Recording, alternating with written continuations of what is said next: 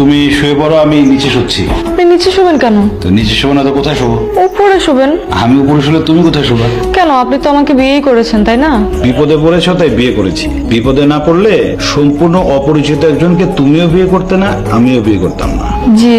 আর এখন যদি আমি সব পুরুষের মতো তোমার উপরে ঝাঁপিয়ে পড়ি, তাহলে অন্য পুরুষ আর আমার মধ্যে পার্থক্য হলো কি? বিয়ে করেছি, একসাথে থাকছি, যদি কখনো তুমি মন থেকে আমাকে ভালোবাসতে পারো, তখন না হয় আমাদের সংসারটা শুরু হবে। যে মানুষটা আমাকে এত বড় বিপদ থেকে উদ্ধার করছে, আমি তো সাথে সাথেই তখন তাকে স্বামী হিসেবে মেনে নিয়েছি।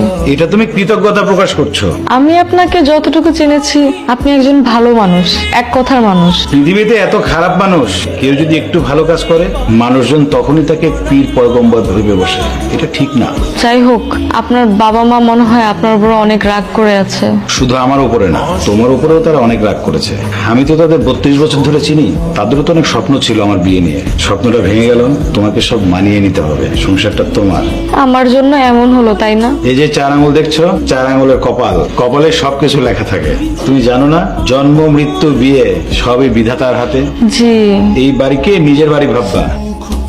সারাদিন যে না খেয়ে বসে আছো, সকাল থেকে দেখছি একই কাপড়ে বসে আছো, আমাকে বলোনি কেন? নাও, এই কাপড়টা চেঞ্জ করো। আর সারাদিন তো কিছু খাওয়া হয়নি, খাবারটা খেয়ে নেবা। কিভাবে বলবো, লজ্জা লাগতেছিল আমি। শোনো, এই জীবনে লজ্জা পেলে কিছু হবে না। যে সন্তান না কাঁদলে মাও দুধ দেয় না। তোমার নিজের অধিকার নিজেকেই প্রতিষ্ঠিত করতে হবে। এখন থেকে কোনো কিছু লাগলে লজ্জা না করে আমাকে বলবা। সব হিসাব ঠিক আছে? হিসাব মিলছে? ঠিক আছে, আমি সকালে এসে দেখবো। বাড়ি চলে যাবা? যাও, আর যাওয়ার সময় ভালো করে বন্ধ করে যেও। নতুন বিয়ে করে ঘরে বাহিরে কেন বসে আছো ভাইয়া? কেন, এমন কোনো নিয়ম আছে যে বিয়ে করে বাইরে থাকা যাবে না? না মানে জানতে চাচ্ছিলাম, তুমি কি সত্যি বিয়ে করছো নাকি অভিনয় করতেছো? একবার বলছি না, কি হয়েছে?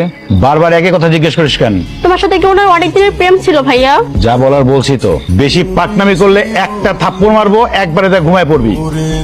মেয়েটা তো দেখতে অনেক সুন্দর, আগে তো খেয়াল করিনি। শাড়ি পরে তো ভালোই লাগছে। আমার এত টাকা পয়সা, সহায় সম্পত্তির উপরে তোর লোভ পড়ছে, তাই না?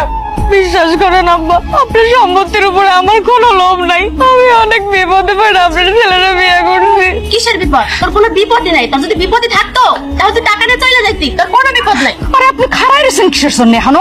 আরে ধৈর্য মানে শুরু করেন না। মারুম না, ও যদি নিজে ইচ্ছায় এ বাড়ি ছেড়ে না যায়। আপনাদের পোলা আমার বিয়ে করে এই বাড়িতে নিয়ে এসে, আমি আমার স্বামীর বাড়ি ছাইরা কোথাও যাবো না। যাবি এখান থেকে। তোরে আমি 2 লক্ষ টাকা দিতাছি, টাকাটা নিয়ে চলে যাবি। এই টাকা কেন দিতাছি জানোস? তুই এই বাড়ি থেকে যাওয়ানোর পর আমার পোলা যদি কোনদিন তোর লগে যোগাযোগ করে, কইবি যে তুই নিজের ইচ্ছায় এই বাড়ি ছেড়ে চলে গেছস। খবরদার, আমরা যে তারায় দিছি এই কথা কইতে পারবি না। কবি আমার পোলার লগে তুই সংসার করবি না। যাবি তাই। টাকার দরকার নাই, ছেলেও আমারে পাবে না, চলে যেতেছি। আমার পোলারে তো আমি